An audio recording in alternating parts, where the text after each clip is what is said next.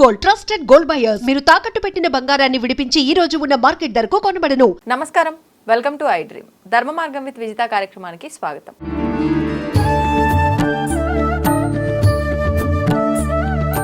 ప్రస్తుతం మనతో పాటు ఉన్నారు శ్రీ విద్యా ఉపాసకురాలు శ్రీమతి జయప్రద గారు. ఇప్పుడు వారితో మాట్లాడి మరిన్ని విషయాలు తెలుసుకుందాం. నమస్తే అమ్మా. నమస్కారం అమ్మా. శ్రీమాత్రే నమః. అమ్మ, మనం క్రిందటిసారి మాట్లాడుకున్నప్పుడు గణాల గురించి మాట్లాడుకున్నాం. అంటే ఏ నక్షత్రాలైనా సరే ఈ 3 గణాల్లోనే ఉంటాయి, వాటిలోనే జన్మిస్తారు, ఎవరు జన్మించినా కూడా ఈ 3 గణాల్లో అని చెప్పి మాట్లాడుకున్నాం. అయితే ఈ 3 గణాల్లో ముందుగా దేవగణంలో ఎటువంటి నక్షత్రాల వారు జన్మిస్తారు, ఆ నక్షత్రాలు ఏంటి, ఈ నక్షత్రంలో జన్మించిన వారి లక్షణాలు ఏ విధంగా ఉంటాయి, వాటి గురించి మాట్లాడుకుందాం. తప్పకుండా నాన్న. దేవగణం అనగానే ఏంటంటే మనకి 27 నక్షత్రాలని 3 భాగాలుగా తీశారు. అంటే 9 చొప్పున. సో 9 నక్షత్రాలు రాక్షసగణం, 9 నక్షత్రాలు దేవగణం, 9 నక్షత్రాలు మానుష్యగణం.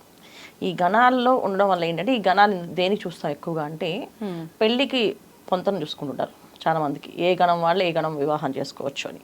సో పెళ్లికి చాలా ప్రాధాన్యత ఈ గణాల యొక్క ప్రాధాన్యత. తర్వాత ఈ గణానికి ఏ జంతువులు వస్తాయనేందుకు చూసుకుంటారు. సో ఈ జంతువులు లక్షణాలు దీనికి కంపల్సరీగా మ్యాచ్ అవ్వకపోతే వాళ్ళ జీవితాంతం, ఇప్పుడు పాము ముంగీస వచ్చింది అనుకోండి, పాము ముంగీసలో కొట్టుకుంటారని చెప్పి, పిల్లి ఎలుకలా వస్తే ఎప్పుడు కొట్టుకుంటూ ఉంటాయని చెప్పేసి అలా రాకూడదని చెప్పి ఈ గణాలు చూడడము, ఈ గణం వేళ పొంతన. అయితే నేను రీసెర్చ్ చేసే దాంట్లో దేవగణంలో పుట్టిన లక్షణాలు ఏంటంటే, దేవగణంలో ఎవరైతే పుట్టారో దేవత ఒక అనుగ్రహంతో పుట్టిన వాళ్ళు వీళ్ళందరూ. అంటే చాలా వరకు మనకి ఉంది కదా, ధర్మార్థ కామ మోక్షాలు. అంటే ధర్మార్థ కామ మోక్షాలు ఏవైతే 4 ఉన్నాయో, ఎవరు పుట్టినా ఈ ధర్మార్థ కామ మోక్షాల్లో చూసుకోవాలి. అంటే ధర్మం కోసము, అర్థం కోసము, కామం కోసము, మోక్షం కోసము. కామం కోసం అంటే కామం అంటే వేరేది కాదు, కామ్యార్థం కోసం. అంటే ఈ భూమి మీద వాళ్ళు తీర్చవలసిన రుణానుబంధాలు, కర్మ ఫలితము అన్ని అనుభవించడానికి, దాన్ని తీర్చడానికి, అవన్నీ తీసుకోవడానికి కామం అనమాట. సో కామ్యార్థము అని అర్థం. అలాగే ఈ దేవగణంలో పుట్టిన వాళ్ళు చాలా వరకు ఏంటంటే మోక్ష స్థానంలో ఉన్నవాళ్ళే. అంటే ఇది ఆఖరి జన్మ అవ్వచ్చు, ఈ జన్మ తర్వాత నెక్స్ట్ జన్మ లేకపోవచ్చు వాళ్ళకి, లేదా ఈ జన్మలో అనుభవించవలసిన ఆనందాన్ని, సంతోషాన్ని అనుభవించడానికి అలా పుట్టిన వాళ్ళందరూ ఈ దేవగణ నక్షత్రాలు. అంటే ఇందులో కష్టం ఉంటుంది, సుఖము ఉంటుంది. చాలా మంది మనం అనుకుంటుంటాం, బాగా వీళ్ళు పూజలు చేస్తారు, వీళ్ళకి ఇన్ని కష్టాలు ఎందుకు ఉన్నాయి. ఇలాంటి వాళ్ళందరూ దేవగణం వాళ్ళే. ఎందుకంటే వాళ్ళు లాస్ట్ జన్మ కదా. సో బ్యాలెన్స్ ఏవైతే ఉన్నాయో గత జన్మలో చేసుకున్న పాపాలు, ఏవైతే పాపం ఉందో పుణ్యం ఉందో అవంతా కంప్లీట్ చేయడానికి, అంటే మన జన్మ, అంటే మన సోల్ ఎప్పుడైతే చనిపోయి పైకి వెళ్తుందో, ఈ వెళ్ళేటప్పుడు మోక్ష సాధనకి వెళ్ళినప్పుడు ఇంకా మళ్ళీ జన్మ ఉండదు వాళ్ళకి. ఇంకా మళ్ళీ జన్మ అనేది రాదు, ఏ జన్మ రాదు. వాళ్ళు ఇంకా ఆనందంలో, వైకుంఠంలో సంతోషంగా ఆనందాన్ని, ఆ పరమానందాన్ని అనుభవించడానికి మాత్రమే ఉంటారు అనమాట. ఇలా దేవతా శక్తి వస్తుంది వాళ్ళకి. సో దేవతలుగా మనం చెప్పుకునే వాళ్ళలో వీళ్ళు కూడా అందులోనే వస్తారు. ఇలా వచ్చిన వాళ్ళందరూ కూడా దేవగణ నక్షత్రాలు. సో వీళ్ళు కొంతమంది కష్టాలు ఎక్కువ అనుభవిస్తారు, కొంతమంది సుఖాలు ఎక్కువ అనుభవిస్తారు. అంటే వచ్చిన డబ్బు వచ్చినట్టు పనిచేస్తుంటారు. చాలా మందికి సంతానం ఉండదు, వీళ్ళకి చాలా డబ్బు ఉంది కానీ వీళ్ళ సంతానం ఎందుకు కలగలేదు వీళ్ళకి, అసలు ఎందుకు వాళ్ళు అనుభవించడానికి, ఆస్తి అనుభవించడానికి ఎవరు లేరు వీళ్ళకి అంటారు. వాళ్ళు దానాలు చేస్తూనే ఉంటారు, వాళ్ళ డబ్బు అంతా వస్తుంటే దానం చేస్తుంటారు. ఎందుకంటే వాళ్ళు ఈ జన్మ వాళ్ళు కంప్లీట్ చేసుకోవడానికి. ఏదైనా రుణం ఉంటేనే వాళ్ళకి ఏదైనా జరుగుతుంది. అంటే కష్టం వచ్చినా, బాధ వచ్చినా ఎక్కువ కష్టపడుతున్నా అంటే వాళ్ళు ఎక్కువ రుణానుబంధంతో ఉన్నవాళ్ళు. ఎక్కువ మంది పనులు చేస్తున్నా సరే ఇంకా కష్టం వస్తుంది అంటే ఎక్కువ రుణం ఉంది వాళ్ళకి. ఆ రుణం కంప్లీట్ చేసుకొని వెళ్ళడానికి మాత్రం వచ్చిన వాళ్ళు. సో ఈ దేవగణ నక్షత్రాలన్నీ కూడా అలా దేవత అనుగ్రహంతో పుట్టిన వాళ్ళు. వీళ్ళకి ఏ లక్షణాలు ఎక్కువగా ఉంటాయి అంటే లీడర్షిప్ క్వాలిటీస్ ఎక్కువగా ఉంటాయి. మనం తీసుకుంటే వాళ్ళు బతకడం కాకుండా 10 మంది ఎలా బతకాలని నేర్పిస్తారు. ఇది దేవగణ నక్షత్రం వాళ్ళది. అంటే వీళ్ళు బతకడమే కాదు, చాలా మంది ఏంటంటే మేము బాగుంటే చాలు, మా ఇల్లు బాగుంటే చాలు అనుకుంటారు. కానీ వీళ్ళు అలా కాదు, మేం బాగుండాలి, తర్వాత నాతో నడిచిన అందరూ బాగుండాలి, తర్వాత ఎవరైతే ఈ సమాజంలో ఉన్నారో అందరూ బాగుండాలి. ఫస్ట్ వీళ్ళు ఏం చేస్తారు, వీళ్ళు ఎదగడానికి నిలబడతారు, తర్వాత వీళ్ళు చుట్టూ ఉన్న వాళ్ళని ఎదిగేలా చేస్తారు. ఆ తర్వాత ప్రపంచంలో ఏవైతే శక్తులు మనకి అనుకూలంగా ఉంటాయో వాళ్ళందరితో కలిసి అన్ని పనులు చేస్తారు. దీంట్లో మనం ఎవరెవరిని తీసుకోవచ్చు అంటే చాలా మంది తీసుకోవచ్చు. ఇప్పుడు ఎక్కువ పూజలు చేసేవాళ్ళు, తాంత్రిక విద్యలు చేసేవాళ్ళు, మంత్ర సాధన చేసేవాళ్ళు అందరూ కూడా ఈ మోక్ష సాధనలో వచ్చిన నక్షత్రాలే ఉంటాయి. సో వీళ్ళందరూ ఏంటంటే రుణానుబంధాన్ని విముక్తి చేసుకొని వెళ్ళడానికి వచ్చిన అనమాట. ఇవి దేవగణ నక్షత్రాలు. సో మన దేవతాగణ నక్షత్రాలు ఉన్న వాళ్ళకి ఏంటంటే సహజంగా మంచి బుద్ధి ఉంటుంది. ఒకళ్ళ దగ్గర తీసుకోవాలని కానీ, ఒకళ్ళని మోసం చేయాలని కానీ, మనమే బతకాలని కానీ ఇలాంటి ఆలోచన ఉండదు. ఖచ్చితంగా అందరికీ సాయం చేయాలి, సాయం చేసి చెప్పినా మా అన్యాయం అయితే చేయకూడదు అనే లక్షణం ఎక్కువ ఉంటుంది. ఏ నక్షత్రాలు అన్నారమ్మా ఈ మనకి దేవగణ నక్షత్రాలు అశ్విని, మృగశిర, తర్వాత పునర్వసు, పుష్యమి, హస్త, అనురాధ, స్వాతి, శ్రవణ, రేవతి, ఇవన్నీ కూడా మనకి ఈ దేవగణ నక్షత్రాలు అనమాట. సో ఈ దేవతాగణాల నక్షత్రాల్లో పుట్టిన వాళ్ళందరూ కూడా ఏంటంటే మోక్ష సాధనకే ఎక్కువగా ఉన్నవాళ్ళు. దీంట్లో ఎక్కువ అనురాధ తీసుకోవచ్చు, రేవతిని తీసుకోవచ్చు. అయితే ఏంటంటే నక్షత్రం ఒకటే మోక్ష సాధనకి వెళ్ళిన వాళ్ళు కాదు. దీనికి లగ్నము, లగ్నాలకి రాశి, సో లగ్నము, రాశి, నక్షత్రం అన్ని మ్యాచ్ అయితే ఖచ్చితంగా మోక్షం. ఇప్పుడు నేను మోక్షం అన్నా కదా వీళ్ళందరూ మోక్షానికి వెళ్ళిపోతారా అంటే అలా కాదు. దీంట్లో ఎక్కువగా ఉండేది మోక్షానికి వెళ్ళేది ఎక్కువ అనురాధ నక్షత్రం వాళ్ళు, తర్వాత రేవతి నక్షత్రం వాళ్ళు. ఎందుకంటే వీళ్ళకి ఎక్కువగా రాశి అలాగే మీనరాశిలో ఉంటుంది, వృశ్చిక రాశి ఉంటుంది. ఈ రెండు కూడా మోక్ష సాధనకే వచ్చిన రాశులు అన్నమాట. అయితే లగ్నాలు కూడా మ్యాచ్ అవ్వాలి వీళ్ళకి. సో మోక్ష సాధన అనేది జస్ట్ ఇది ఒక 30% మనం దీని రిజల్ట్.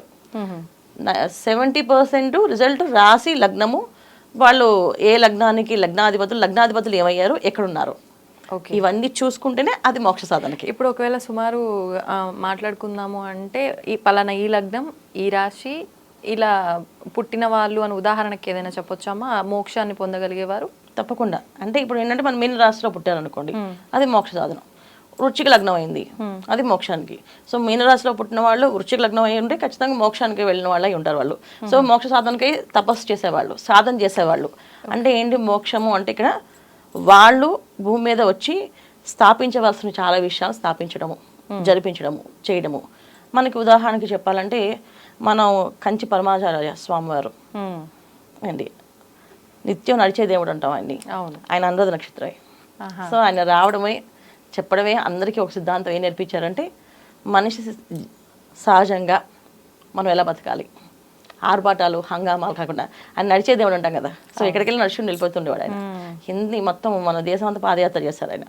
అంత సాధన అంత రావడం కారణం ఆయన ఆ నక్షత్రంలో పుట్టడం.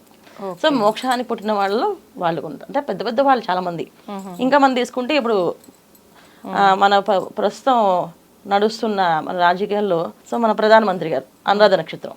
ఇప్పుడు ఆయన కొన్ని చూసుకుంటే ఆయన కూడా మన దేశాని కోసం చాలా సేవ చేస్తారు. ఇవన్నీ కూడా ఈ నక్షత్రాలు అన్నమాట వాళ్ళు.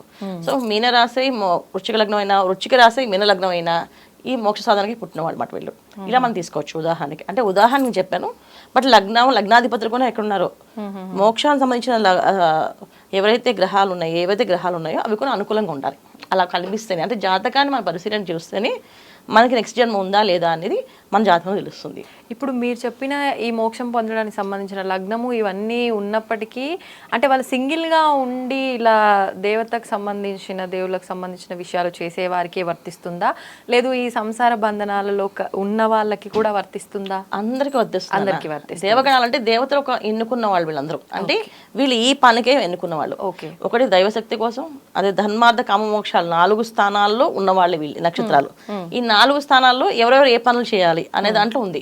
మీకు ఉదాహరణకి అందరికీ అర్థమయ్యే విధంగా ఉండడానికి కోసం నేను ఈ నక్షత్రాల గురించి చెప్పాను. మోక్షం అంటే ఇప్పుడు మనకి స్వామివారు ఉన్నారు, తర్వాత ఇప్పుడు నడుస్తున్న రాజకీయ నాయకుల్లో ప్రధానమంత్రి గారు ఉన్నారు. ఇలా మనం ఎందుకు చెప్పుకుంటున్నామంటే అర్థం అవడానికి ఈజీగా. కాబట్టి జాతకం చూస్తే మనం వచ్చే జన్మ ఎలా ఉంది, ఈ జన్మ ఏంటి, అసలు ఈ జన్మలో ఎందుకు పుట్టాం అసలు అనేది కారణం తెలుస్తుంది. ప్రతి మనిషి నేను ఎందుకు పుట్టాను అనే ప్రశ్న వేసుకోరు ఎవరు వేసుకోరు. ఒకసారి వేసుకుంటే దాని వివరణ అర్థమవుతుంది. నేను భూమి మీద ఎందుకు వచ్చాను, అసలు ఏం సాధిద్దామని వచ్చాను అని చెప్పేసి అన్న ప్రతి ఒక్కరు వాళ్ళ మనసుకి ఒక క్వశ్చన్ వేసుకున్నారు అనుకోండి, ఖచ్చితంగా దానికి ఒక అర్థం కనిపిస్తుంది. భగవంతుడు చూపిస్తాడు వాళ్ళకి. వాళ్ళు ఆ సాధన మీద చేయాలి. ఎందుకు పుట్టాను భూమి మీద నేను అని సాధన చేయాలి. అంతేగాని ఏదో మనిషిని వచ్చింది ఎలా పడితే అలాగే చాలా మంది అంటారు, చాలా చిన్న జీవితం, ఉన్న జీవితం అనుభవించాలి, ఆనందంగా బతకాలి, ఎందుకు ఇవన్నీ ఆలోచించాలి అంటారు. అది కూడా ఒక కర్మ ఫలమే. అంటే గత జన్మ వీళ్ళు చేసుకున్న పుణ్యాన్ని ఈ జన్మ వాళ్ళు అలా అనుభవించమని చెప్పి భగవంతుడు పంపించాడు. అందుకే వాళ్ళు అలా అనుకుంటారు. కొంతమంది కంటిన్యూ తపస్సు చేస్తూ ఉంటారు. ఎంత తపస్సు చేస్తారో అంటే అసలు అంతంత తపస్సు ఎలా చేస్తారండి అనుకుంటాం. చేస్తారు వాళ్ళు, అది వాళ్ళకి ఇష్టం. ఎందుకంటే వాళ్ళు భగవంతుడు దానికి నియమించారు. కొంతమంది చాలా లైఫ్ని ఎంజాయ్ చేస్తూనే ఉంటారు. ఇప్పుడు మీనరాశిలోనే ఉన్న నక్షత్రాల్లో ఇప్పుడు మనం చేసుకుంటే ఇప్పుడు మనం అనురాధ నక్షత్రము, రేవతి నక్షత్రం చెప్పాం, మిగతా అశ్విని నక్షత్రం ఉంది. వాళ్ళు మోక్ష సాధన కోసం కాదు కదా, వాళ్ళు చాలా స్పీడ్గా ఉంటారు. అన్ని వ్యాపారాల్లో అన్ని రంగాల్లో ముందుకు వెళ్ళాలనుకుంటారు, సంపాదించాలనుకుంటారు. వాళ్ళకి అది ఇష్టం. సంపాదించి నలుగురికి సేవ చేయాలనుకుంటారు. వాళ్ళు ఫస్ట్ సంపాదించాలి, పేరు రావాలి, తర్వాత సేవ చేయాలి. అది అంటే ఫస్ట్ నేను నిలబడాలి, నాకు రావాలి, ఆ తర్వాత నా కుటుంబాన్ని నిలబెట్టుకోవాలి, ఆ తర్వాత నేను నలుగురికి సాయం చేయాలి. ఇది అశ్విని నక్షత్రం వాళ్ళది. అసలు వీళ్ళకి దేవగణమే. అలాగే పుష్యమి నక్షత్రం, అలాగే పునర్వసు నక్షత్రం.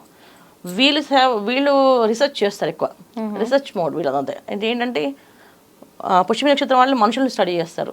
మనుషులు ఎలా ఉంటారు, తత్వాలు ఎలా ఉంటాయి, వాళ్ళతో ఎలా నడుచుకోవచ్చు, ఎవరు ఎలాంటి వాళ్ళు అనేది వాళ్ళు దాని మీద వాళ్ళకి ఇష్టం, ఇంట్రెస్ట్. అలాగే పునర్వసు తీసుకోండి, వాళ్ళ శాస్త్రాల మీద స్టడీ చేస్తారు ఎక్కువ. ఒక పూజ కానీ ఒక శాస్త్రం కానీ పట్టుకున్నారనుకో, ఈ విధానం ఎలా చేయాలి, ఈ విధానంగా వెళ్ళాలి, ఈ విధానంలో చేసుకోవాలి, ఇలా ప్రతి ఒక్క ఆలోచనలతో ఉంటాయి. ఇవన్నీ దేవగణ నక్షత్రాలే.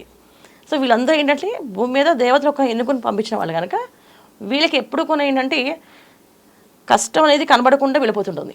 కష్టం వస్తుంది కానీ దాన్ని దాటగలుగుతారు, ఆ ధైర్యం ఉంటుంది వీళ్ళకి. ఆ కష్టాన్ని దాటే టైంకి అనుకుంటుంది, ఆ టైంకి భగవంతుడు అలా హెల్ప్ చేశాడండి మాకు. తెలియదు ఎలా వచ్చిందో ఏం జరిగిందో మాకు తెలియదు, కానీ ఆ క్షణాన్ని మాత్రం అయిపోయింది, ఆ పని అయిపోయింది, గట్టెక్కి ఇచ్చేసారు అంట. ఇవన్నీ కూడా దేవగణ నక్షత్రాలు. సో ఈ దేవగణ నక్షత్రాలన్నీ కూడా ఏంటంటే ఆ సమయానికి భగవంతుడు ఖచ్చితంగా వాళ్ళకి హెల్ప్ చేస్తారు ఏదో ఒక రూపంలో.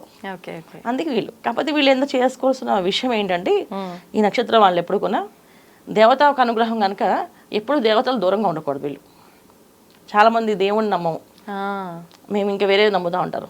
అలా కాకుండా దేవతల దగ్గరగా ఉండాలి, అప్పుడు వీళ్ళకి సాధన ఇంకొంచెం దగ్గర అవుతుంది. వీళ్ళు తెలుసుకోవాల్సిన విషయం ఏంటంటే మేము దేవగణంలో పుట్టిన నక్షత్రాలు కనుక ఎప్పుడు దైవానికి అనుకూలంగా, దైవాన్ని అనుసరించి, దైవానికి సంబంధించి ఆ కోణంలో తిరగాలి వీళ్ళు. ఆ కోణాన్ని వదిలేసి పక్కకు రాకూడదు. అలా చేస్తే మాత్రం ఖచ్చితంగా వాళ్ళకి వాళ్ళ జన్మ కారణార్థం తెలుస్తుంది, వాళ్ళకి మోక్షంకి వెళ్ళే అవకాశం ఉంటుంది. అది విషయం. ధన్యవాదాలమ్మా. నమస్తే అమ్మా. శ్రీమాత్రే నమః.